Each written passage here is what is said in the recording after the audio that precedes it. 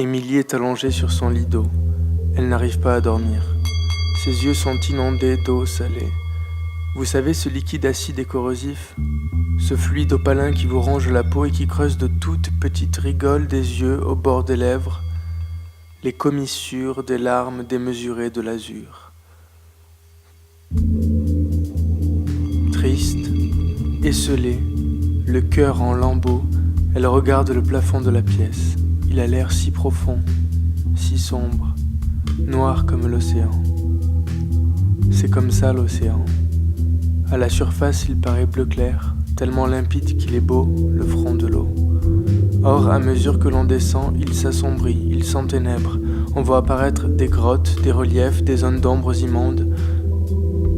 Dans les yeux d'Émilie, on voit la mer, si bleue, si claire. Mais quand on plonge au cœur de l'iris, les monstres de l'enfance marine ressurgissent. Ce sont des créatures inconnues du reste des femmes et des hommes. Des espèces uniques au monde que personne n'a connues avant elles et que personne ne connaîtra après elles.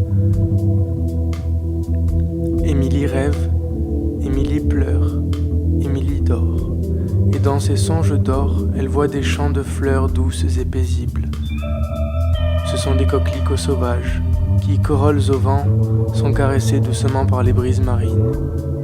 Ils sont bien, ils sont beaux. Émilie rêve encore à la douceur des anémones, à la douleur de Desdémone et au malheur de toutes les femmes et de tous les hommes. Cependant, il y a toujours ce monstre qui vient mordiller le rêve. Le mistral gagnant, les coquelicots déchirent leurs corolles, les nuages masquent le ciel et l'air se rafraîchit.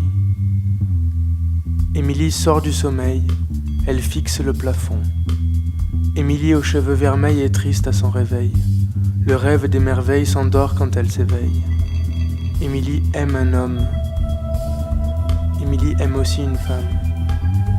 La flamme de son cœur a deux âtres brûlants. Elle décide de partir loin. Loin du commerce des hommes et des femmes. Émilie plonge dans l'eau et vogue sur les ondes blondes de la mer allée avec le soleil. Elle nage longtemps, loin des hommes, des femmes et des monstres. Émilie ne pleure plus. Elle laisse son corps nu flotter sur le front de l'eau. Émilie n'est plus inquiète. Émilie sent une immense quiétude germer en elle. Sirène insouciante, elle erre dans l'eau près d'un récif encore inouï. Émilie s'endort sur son lit d'eau.